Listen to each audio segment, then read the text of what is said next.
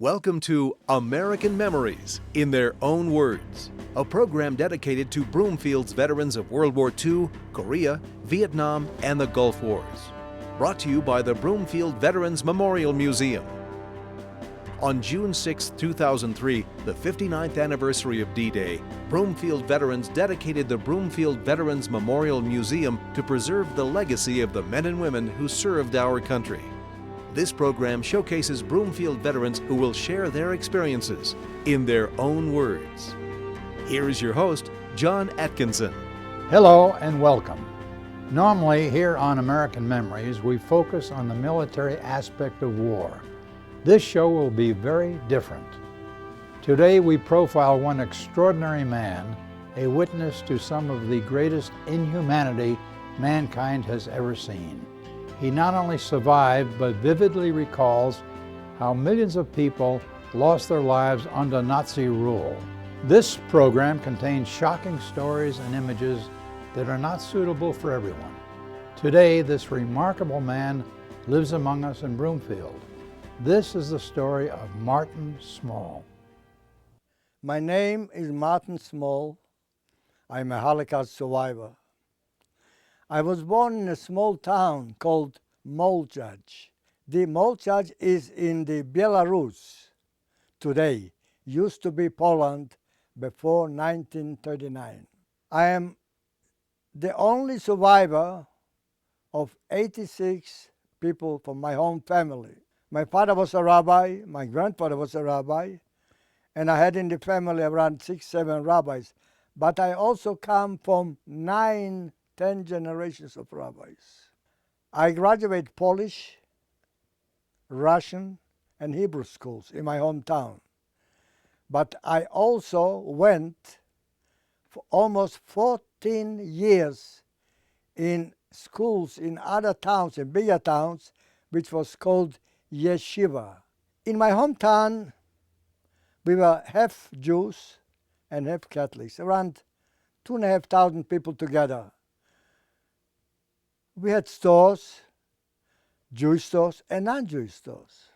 We lived for the last 300-400 years in peace.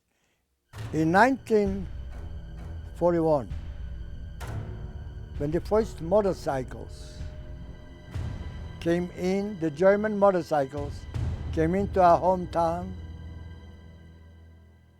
the world fell down for us. Immediately the Germans, to tell the Polish and the Ukrainian and the Belarus people, if they don't obey their orders, they will be dead. So they took out many Jewish young boys and girls and shot them right in the middle of the town. It says, they are nothing. Jews, you can kill a Jew like a fly. We heard stories that they made the farmers, non-Jewish farmers, bury the Jews and then kill the farmers and leave them outside.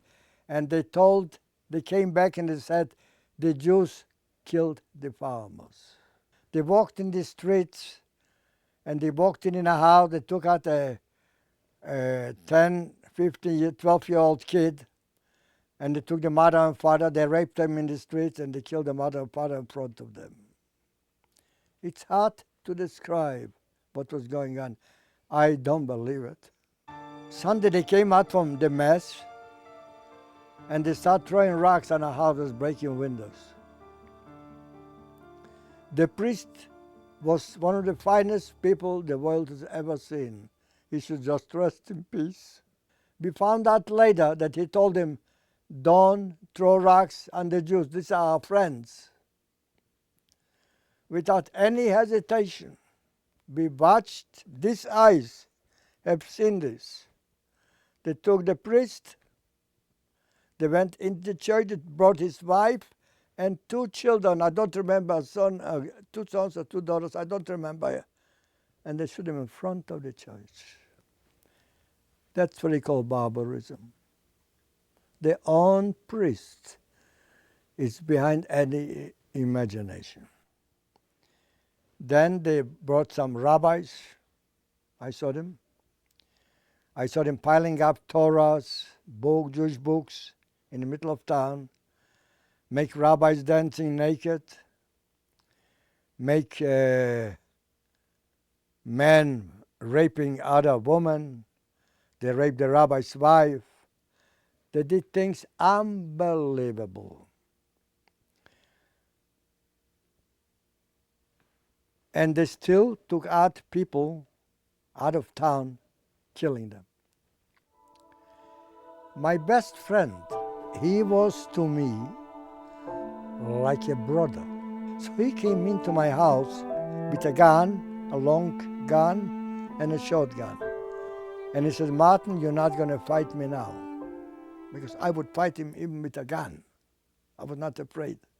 I was a very strong man, a farmer. He says, if you touch me, I will kill your father and mother and your sisters right in front of you. He was jealous because I played soccer better than him. I was in school better than him. I liked a girl, a Polish girl, and he liked the same girl. She didn't like him. He was jealous. Later on, under the gun, he married her. He took me to the police station. He undressed me, tied me up on a bench, a wooden bench, upside down, put an iron in the oven. We have ovens with coal, wood, and took out the oven 2 minutes later, 5 minutes later. I felt the heat. He brought it to my face. He said, now I'm going to burn you alive. But I will burn you very slowly. I like to hear you scream. I said goodbye to my mother, my father, my sisters, my family. I said goodbye to God. But I prayed to God. I said, oh God, help me. Take me as fast as you can.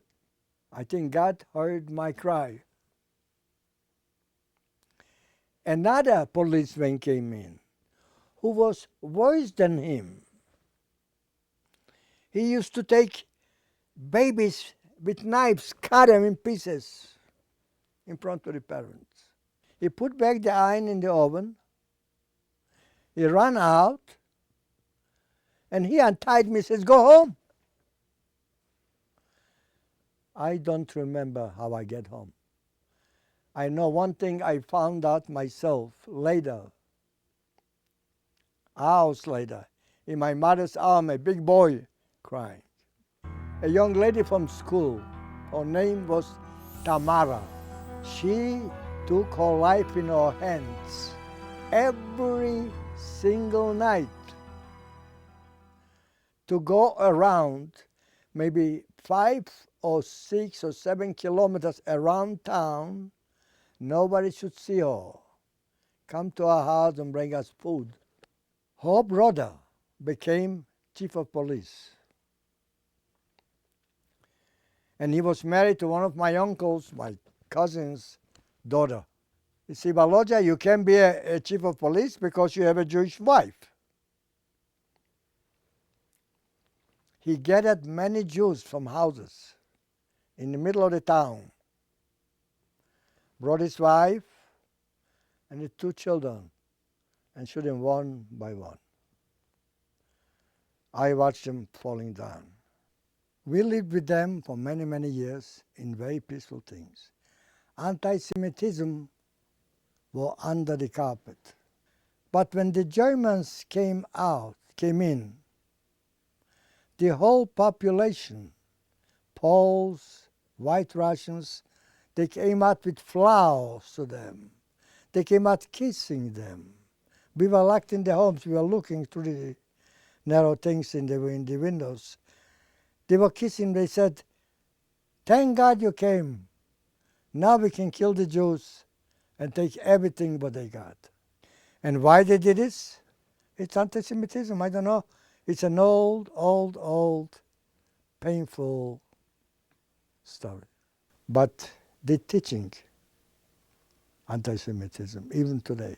We never knew what concentration camps are. We did not know things. We had Jewish people coming from Poland running away from the German border. They told us, but we did not believe it. A few months later, the same policeman who tried to burn me came to my house and he said, "We are going to take you to a different town. They need workers." I knew he's going to take us outside and kill us. They tie us up by the necks to the wagons and our hands bound in the back. And they said, "We're going to take you to a town called Baranovice." Let me tell you what a ghetto is. They picked the slum place from the town. Inside, there was enough room maybe for 10, 15,000 people. We were around 60, 70, 80, or 100,000 people. The conditions were very bad. They gave us food once in a while. Every day, like one piece of bread, small piece of bread, and some soup. Soup from potato peels, nothing, just junk. So I was hungry, and I was with a friend. His name was Bachrach. The big German's name was Dr. Wichmann, W-I-C-H-M-A-N, Wichmann. They were looking for painters. So my friend picked up his arm. He said, "Martin, pick up your arm." On the way there, we had to walk, I would say, about 10, 15 minutes from the ghetto. Every 5 minutes, this Polish man, he hit me in the head. I didn't see anymore. So when I came the first day, what I did, my friend went to look for the paint over there. I picked up the German's boots. He got high boots, and I polished. The German came out, Dr. Wichmann, very polite.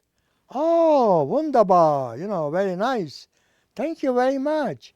He went in and he got me a piece of bread and cheese. Oh, you don't know, my eyes went like this. And I held in my hand, and the German led back in the house. The Polish man came over, took it away, put it on the floor, mashed it up with his foot. He says, "You try to bend down, I shoot you." Twice he said to the Polish man, "Keep him here tonight to sleep, because tomorrow they're going to kill Jews in the ghetto." Because this doctor in the brown uniform, not an SS, Sturm Division something, not SS, SD, I think. He was the one to sign in the office how many days and how many Jews to kill. So we slept over there. He says, "Their time will come later, don't worry." He had a little house behind his house, the doctor. So he came one day and he says, "You see the little house? Your foot should never go close to this house." I wanted to see what's going on in the little house. I went to the little house. What I saw will stay with me for the rest of my life.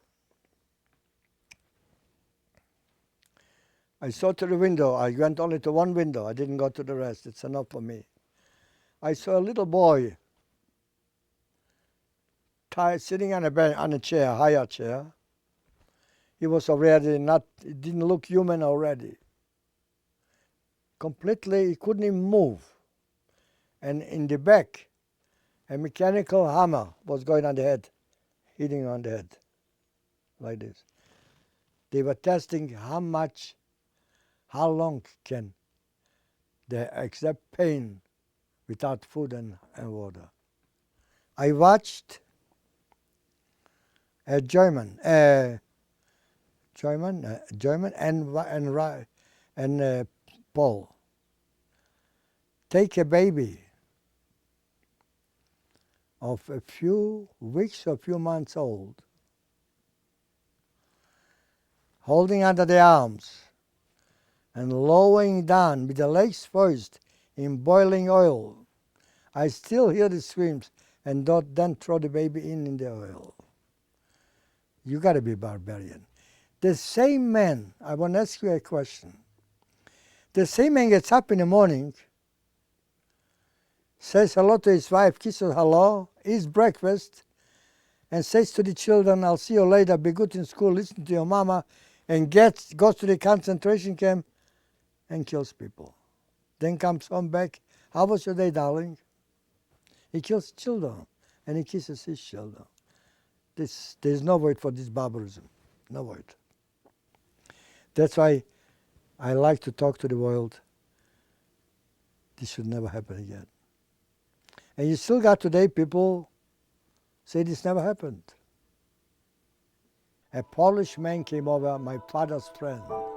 He says, if my brothers know what I'm doing to you now, they'll kill me. He came over and said, Martin, you have no more family. They killed him yesterday. And my brother took your father and your sister. I don't know what he's going to do with them. He's not going to save them. I found out later that he cut my father in 1,000 pieces.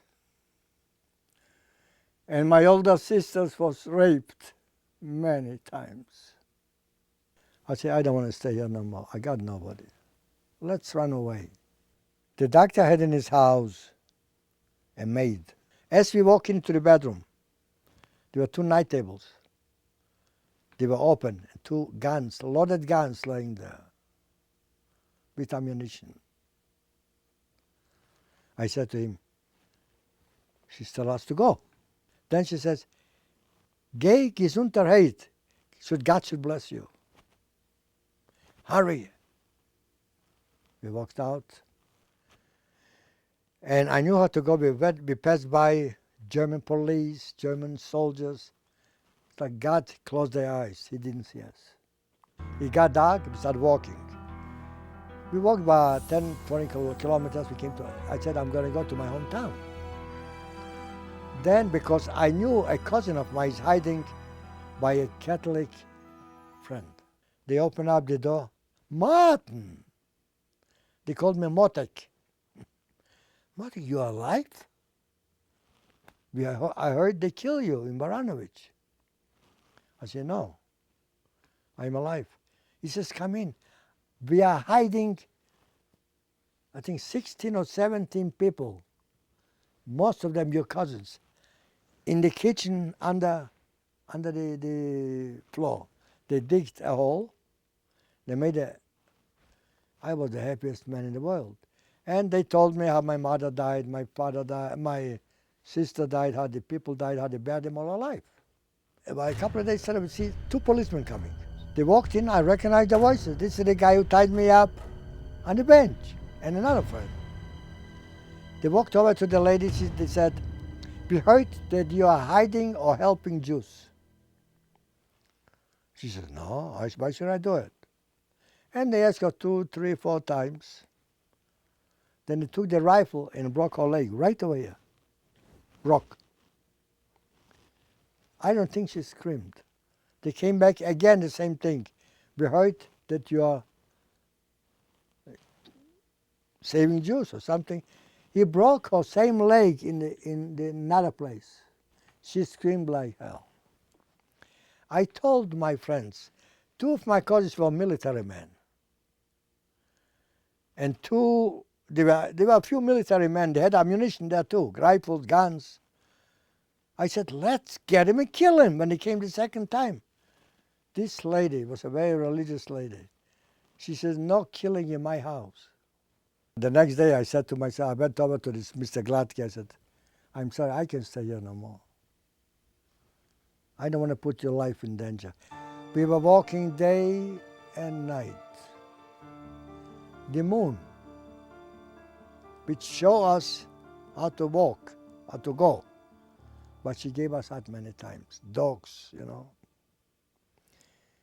We ate in the daytime only the corn and the wheat in the fields. Water, my God, we drink our own water, you know.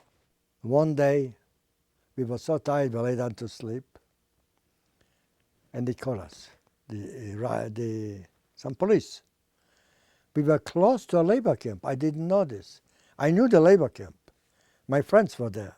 I can't describe you Kodlecheva. This is a labor camp They have factories for ammunition. They made ammunition for the Germans.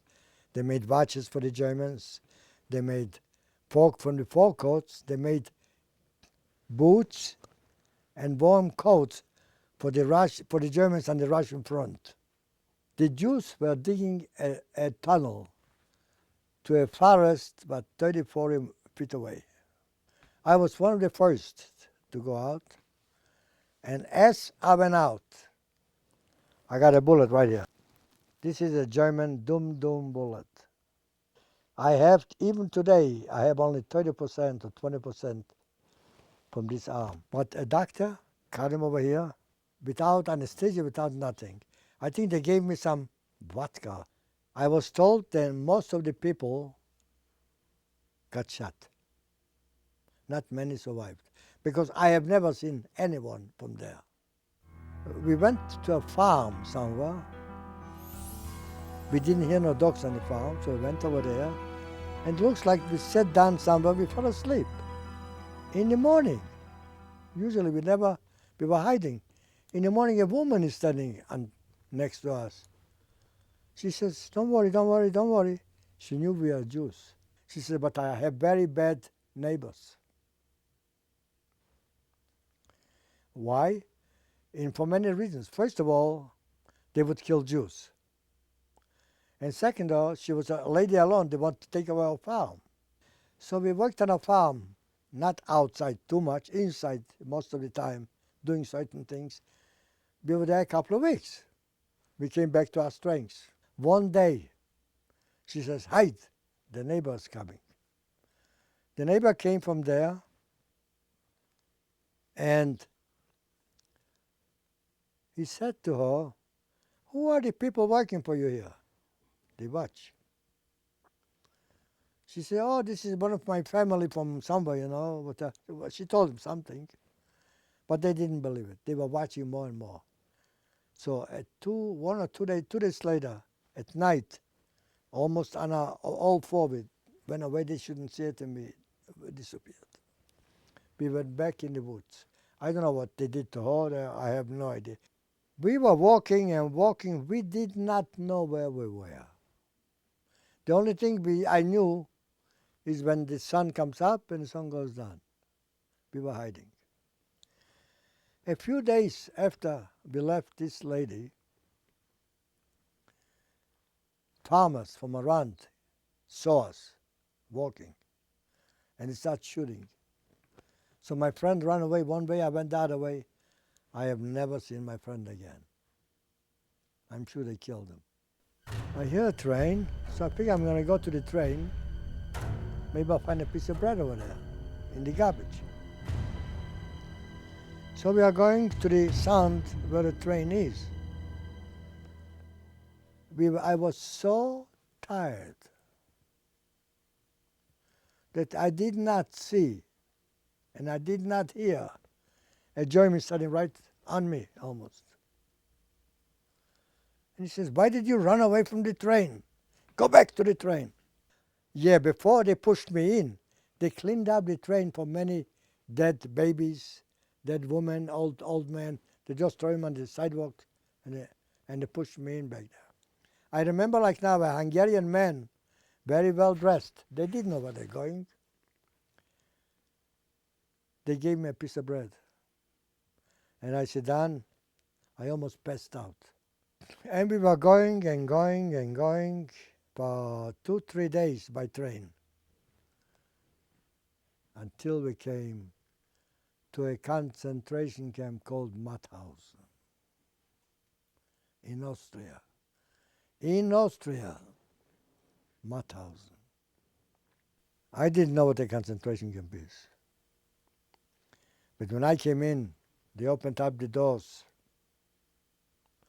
I saw all the Germans. I saw all the many skeletons already. So they threw out a little baby. They just threw it like garbage. The woman recognized her baby. So she ran to the baby. A German standing next to me killed the mother. Mauthausen was built in 1938. They had numbers. But in the last few years, they did not give numbers not to know the world how many they killed. They had on paper, but not over here. You know Simon Wiesenthal, if you heard about Simon Wiesenthal, he was the biggest Nazi hunter.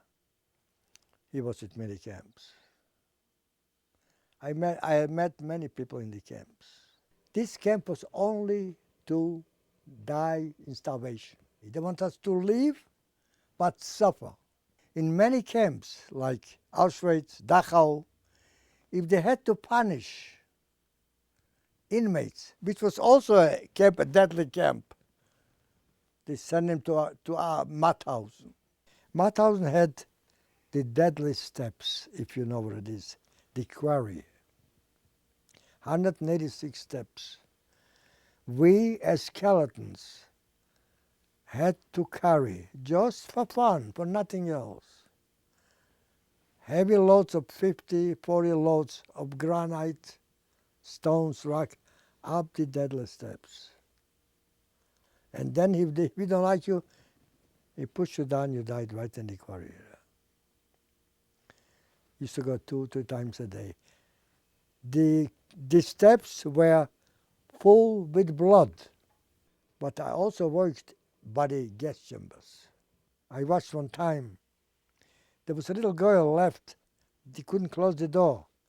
The little girl, they took the baby and they just threw it on top of everybody and locked the door. And you hear the screams like crazy.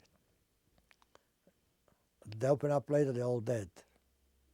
I had to put my own friends sometimes from my barrack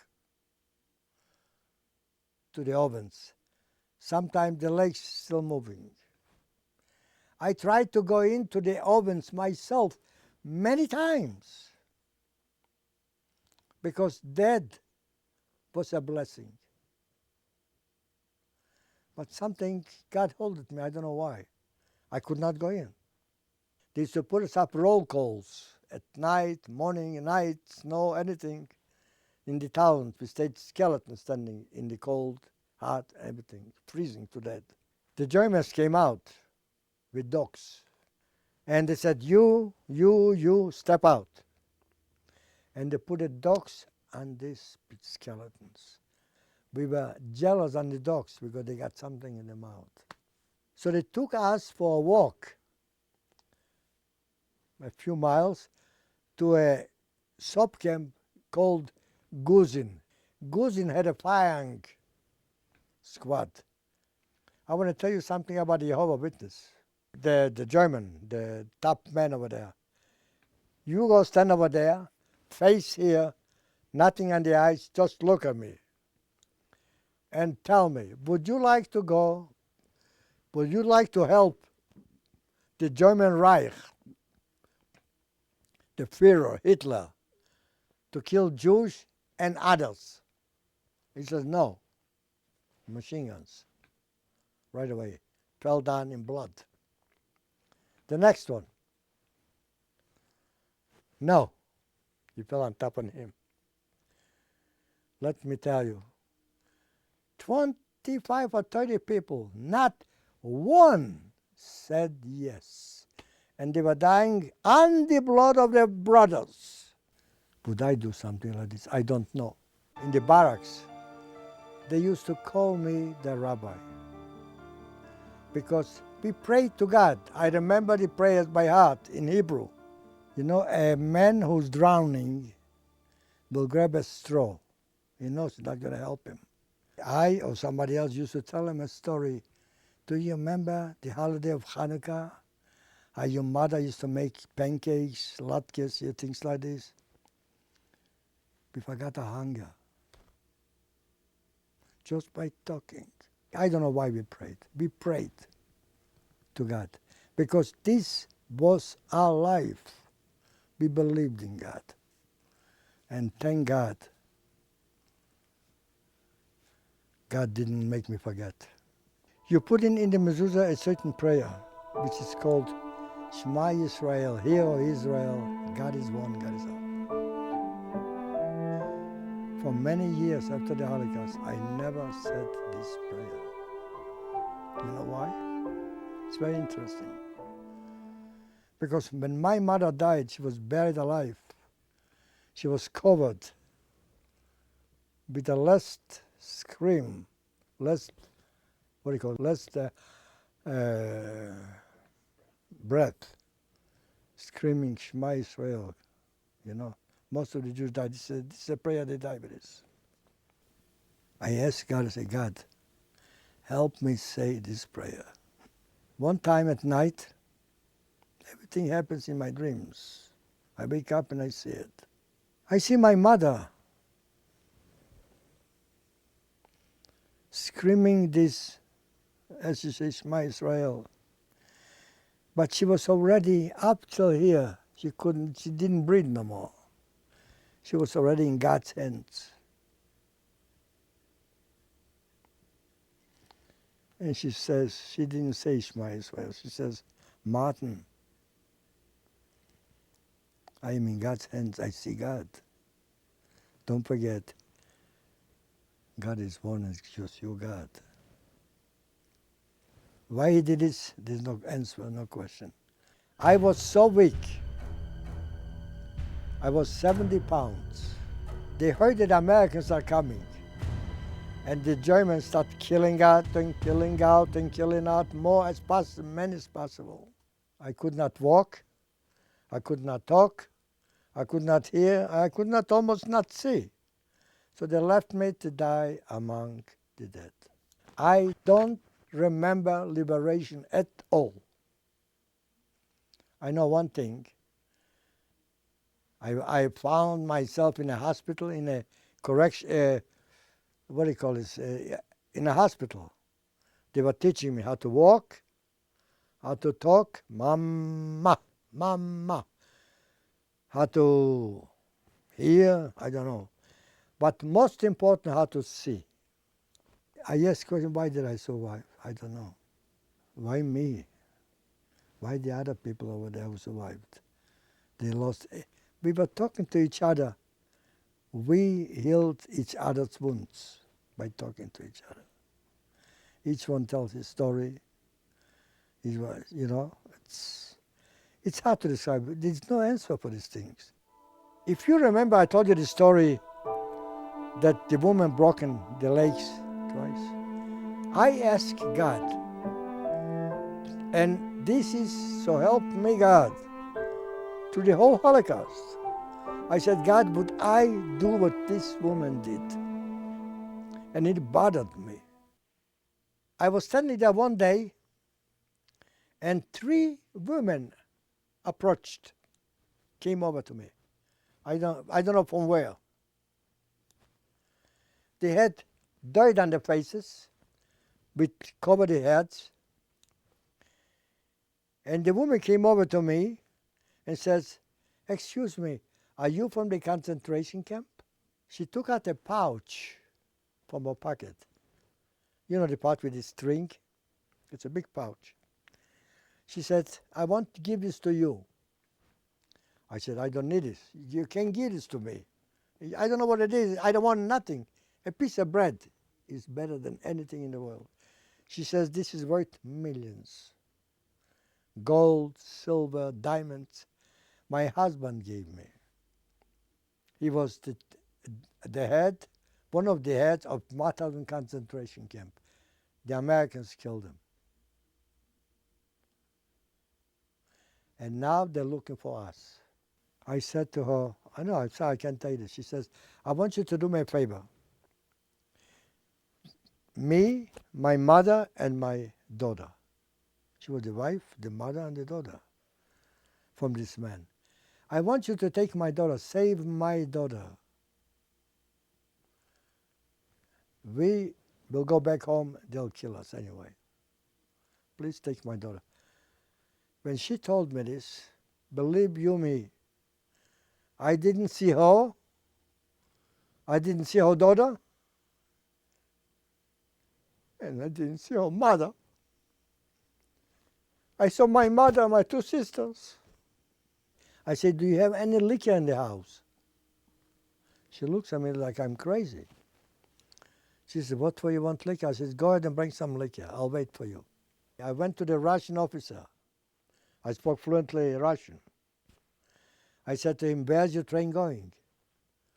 He looks at me like crazy. He said, I'm not going to tell you. Who are you? I said to him, you see these ladies? This is my mother. This is my grandmother. And this is my sister. They just came out from the concentration camp. Take them away, wherever you go. He says, come, follow me. And he took him away. I don't know where he put him. I don't know. In 5-10 minutes, the train left. And I'm standing there, and I said to myself, what did I do here? I saved the biggest killer in the world, his family. These are the guys who killed my family. But then all of a sudden I said, oh God, thank you, I could do it too. A few weeks later, the train over there, and I hear music. So I go over there to the train, and a young guy comes out and talks to me. I told him I was from the concentration camp. He says, you want to go to Italy? I said, sure. Come in, don't let nobody see you. And there were American soldiers, Russian soldiers. The Russian soldiers were looking for the POWs. Their POWs will run away. He says, go under the bed. Then I find out that they have a DP camp, displaced person camp in Rome, called Cinecittà. That's where they make all the movies, like Hollywood. There were many, many Holocaust survivors from all over. In our camp in Italy, in Cinecittà, there was a family,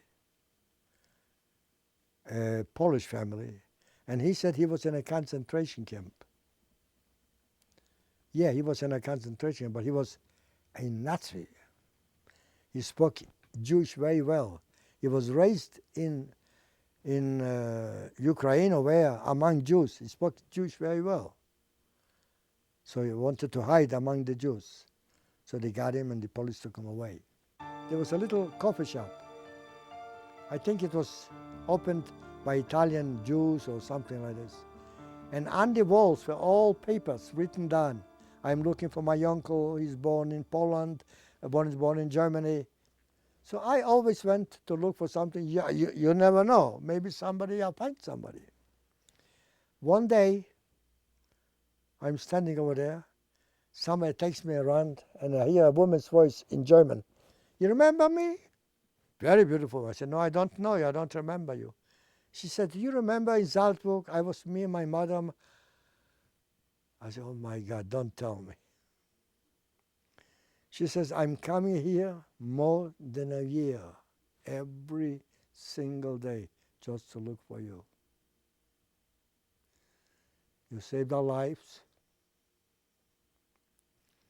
A Jew whom my husband killed Jews, and you saved us.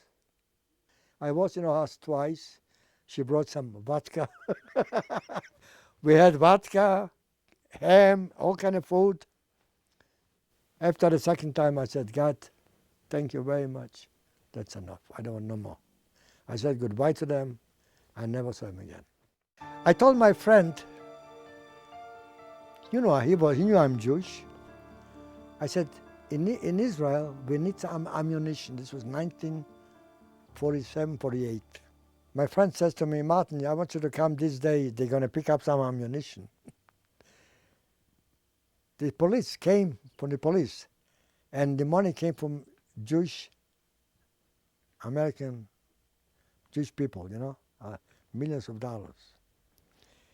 They came 3 truckloads with ammunition. They exchanged the ammunition. They gave them the money 2-3 times. We took the money to boats in Anzio. The last time I went to Cyprus, who was there? Ben-Gurion, before it became the state of Israel. He was there. And I met him. I knew Menachem Begin later very well. And then I said, when everything was done, I said, we used to call Ben-Gurion the old man. Okay, old man, Zakein in Hebrew. Bye. He said, where are you going? I said, no, I'm going back to Italy. No, you come with me to Israel. I said, you'll fight over there. I wind up in 1948, the liberation of Israel, in the war of liberation. I was there for a couple of months, fighting in Kibbutz Negba and Yad Mordechai. Me and a couple of guys, we took the first 3 tanks from the Egyptian army. And in Italy, I met an American soldier, Mr. Rosen. I never forget. He said, "Stephen, from where are you?" He says, "I am from the Bronx, New York." I said, "Yeah, I have an aunt in New York." My mother's great-grandparents, they were here in New York. So she used to send letters. I wrote the address. I remember by heart. I said to him, she lives there. He said, I live a few blocks away from there. We were approaching, and it was foggy. And all of a sudden, the Statue of Liberty. I can't describe you what was the word America. The word America is like people going to the Garden of Eden. So we came down, I fell on the floor in front of my aunt and another cousin over there I never saw before. They couldn't pick me up, I kissed the ground, crying. Not me, all of us. I love this country more than anybody in the world. One day my cousin said to me, Martin, I got a date for you, a blind date with a girl in the NYU, New York, in the university. So anyway, I told my aunt, I'm not going to the date. I don't want to meet a blind girl. I didn't know what a blind date is. I went out to my friend's house, and there were 3 girls there. So I took at the table and we played cards. I knew how to play, but I didn't like to play. But I said, okay. He says, I will play with her, my wife, and you play with her sister. I was in the house maybe, 10 minutes. I said to him, no. You play with her sister. I'm going to play with her because she'll be my partner for the rest of my life. 56 years, thank God. And I'm here in Colorado. I lived in New York, and my daughter called me up. She said, Daddy, you have a lot of friends in New York. You speak in colleges, universities. You're famous. You're very well known. But you're getting older, you got to be with your family. You need a family, and the family needs you. So she bought a house. She found the house. I paid for the house. And I live in Colorado. I am the happiest man in the world. From my home in Washington, I moved to 58th Street between 6th and 7th Avenue. The best, finest place in New York City. Right Central Park South. I lived there, and I had 2 dogs, 2 Doberman Pinschers. When I used to come in Central Park with my Doberman, they were very well trained, behaved.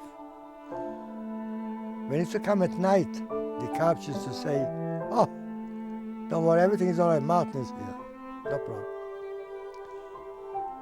They were all my friends, but one of them, Jim Curry, got tied to me like a brother. He knew that I'm a Holocaust survivor, but we never spoke. When I came to Colorado, he said, I'm calling you all evening, you're not home, but I want to talk to you. He said, Martin, you sound very tired. I said, yeah, I just came, I was speaking over there, I'm very tired.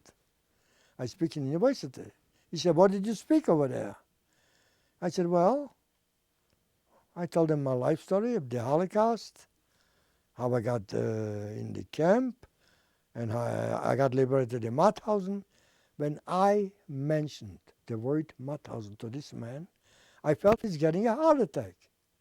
And I'm screaming, Jim, Jim. All of a sudden he comes back, maybe a half a minute. I mean, not half a minute, you wait a long time. He said, Martin, you were in Mauthausen? And repeat once, twice, 3 times. I said, yeah. How did you survive? I said, I don't know. I don't know myself. I was left, I worked over there, I was there. I was a skeleton, and then American soldier picked me up. He said, Martin, I was in Mauthausen too. I said, what? You're not Jewish? He says, no, I was with Patton's army. I was a liberator. I am still sick. We are all still sick. We walked all over. And then we went to see the barracks, how the people lived over there. And let me tell you a story, he says. I walked in barrack 9. This was my barrack. And the smell of the dead was terrible.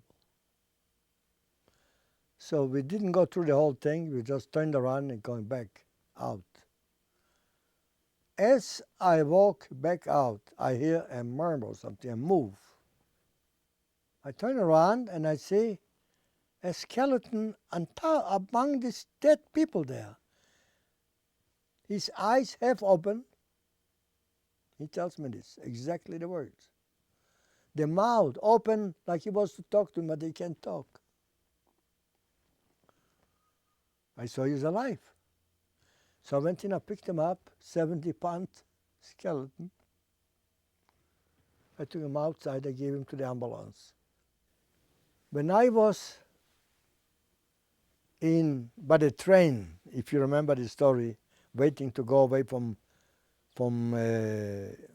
Austria, one of the people who survived, he says, I know you. I said, how can you know me? I'm a skeleton. We had no names, we had no faces.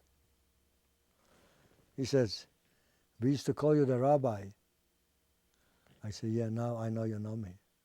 He says, we left you to die. I was sitting outside and waiting for an ambulance.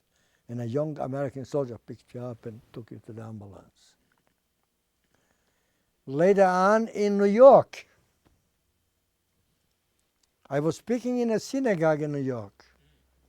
And after I finished speaking, I was going down the aisle, and a man coming towards me and crying, an older man my age. I know you very well. You are a rabbi. And I was sitting outside, and the American soldier carried you out. We left you to die. And this is my friend, Jim Curry, a friend of 35 years. I never knew he was my Messiah. What these eyes have seen and heard that I went through, I touch myself sometimes, is it true or is it just a dream? I have nightmares every night. There are Nazis today all over the world. And the German government today are sending checks to them for fighting for their country.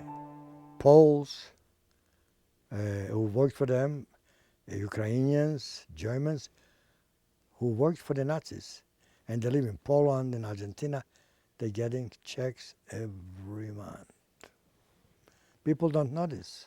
Now, can you imagine Polish people killed my family, and Polish people saved me. There's a balance. I don't blame everybody.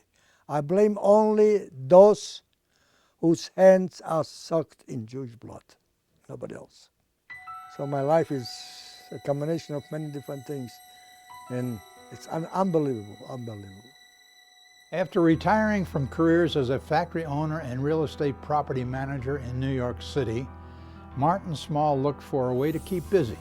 With no formal training or previous experience, he soon discovered that creating works of art provided a necessary outlet for painful memories. Through drawings, paintings, wood and metal sculptures, Martin uses art to remember and honor those who perished and gives us a unique glimpse of the suffering that they endured. I can explain. I like art. I like all kind of art. So I start doing anything. Anything I like to put my hands on, I'll do it. Anything I'll see. But it's always something very important. Each piece has a special meaning to me. I start drawing then the Holocaust in my mind, and I made all from the Holocaust, mostly from the Holocaust. I start making the art, and I made hundreds of them. My house was full 4 or 5 years later. I had a show in Long Island in my synagogue, a big show. As a matter of fact, this picture is part of the show. This art piece, Remember Us, is something very deep in my heart. When we arrived in Mauthausen on the train, and they took us off, they opened up the doors, we came out like cattle. We were hungry, thirsty, we didn't know what we were alive even. A little child, maybe 3 or 4 years old, lost her mother. The mother went, who knows, already maybe in the oven. There were thousands, tens of thousands of us. And she was running around, "Mommy, mommy, mommy," crying. The German was very annoyed. And he says, "You want to see your mommy?" She didn't understand German, she was Hungarian. Mommy is an international word. So she came over to him, "Mommy, mommy." He said to her in German, "You see the chimney? Your mommy will come at any minute." And took the gun and killed the kid. And walked over, pushed her like this, take her away, like garbage. This picture, I can hear the child still crying. Many years later, I made this memory. You see what do you see there? A concentration camps, 6 million with crying faces. And the walls, remember us. I made this art piece, I never spoke about it till 25 or 30 years after liberation. It was in my heart because it was too painful to talk about. One among them, my art pieces about the Holocaust, which it took me a long time to make. I made it with blood and tears because you couldn't do this. It took me 3 years to make. And this is the picture which is in Holocaust Museum in Jerusalem in Yad Vashem. It's called Christ from the Fires. It's a collage on the Holocaust. It's all in wood, carved wood, stained. But I did this with my own hand, with my wounded hand. This hand has not enough power. This little girl is confused because her mother is on the train to the gas chambers. You see an old man, also confused, overlooking what's going on here. People dead, some of them still moving their legs, people holding each other, eyes, legs, a little girl walking among the dead, a little girl sitting among the dead, walking around here, screams of Shema Israel, God will listen. The Jewish star, a man was caught by the German out from and a menorah, crying faces in the menorah, a woman finding somebody in the street and finding out it's her friend. And here, children going to the gas chambers. In Jerusalem, in this Holocaust Museum, they have a committee, great professors of art, which accept the art pieces. That time they didn't accept from nowhere. And when it came to a Holocaust survivor, a professor, he started crying. He said, "This piece belongs here." I always have a pencil and a paper with me. So I was drawing, making a sketch, and I put it away and I forgot about it. 23 years later, I found it between my papers, And I said, I'm going to make an art piece, a beautiful art piece in oil. And I have seen my mother, my father, my sisters, my friends walking naked, led by the town police, town people, police, our neighbors, to the graves. You can see the little town, people standing, clapping, Jews, you will die, and the police walking the people to the graves, and screams from the graves, oh God, where are you? These memories is priceless to me. I live with these memories. I don't want to forget. Somebody from a museum, I don't remember from New York or somebody came here, and he asked me about his piece, and I told him I'm going to make this an art piece. He said to me, don't touch. This is priceless. You did this directly from your heart. Don't touch. Don't paint it. This is the menorah of miracle. To me, it's precious. It's made out of wood and gold leaf. Took me a long time, but I did it. And I like it very much. I usually make menorahs for the Holocaust. For example, I made this one here, which represent 6 million Jews represent. Never again, Shema Israel, and remember. The small little town in Tennessee, children from school, they never knew what a Jew is. They never seen a Jew. They never seen a German. They didn't know what the Holocaust is. But they heard that they killed 6 million Jews. They didn't know how much is 6 million Jews. So they came to an idea to collect paper clips to see how much is 6 million.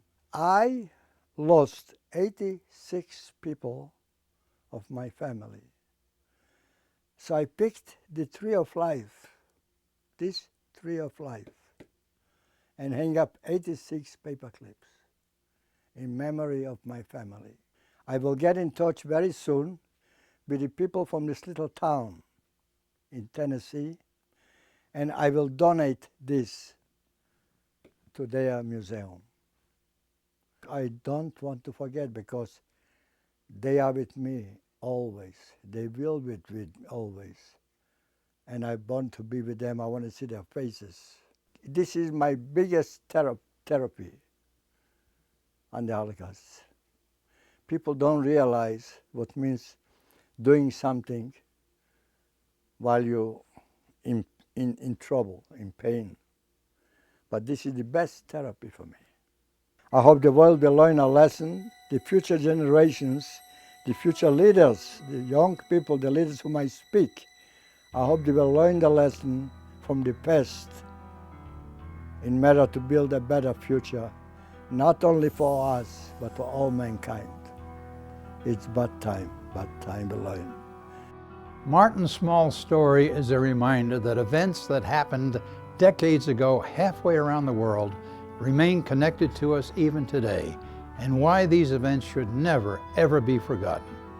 Thank you for watching. I'm John Atkinson. The Broomfield Veterans Memorial Museum is located at number 12 Garden Center in Broomfield. You'll find artifacts, uniforms, and other memorabilia from the Revolutionary War to the present.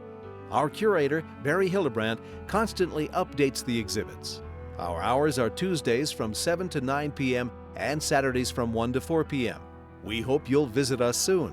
Thank you for watching American Memories in their own words.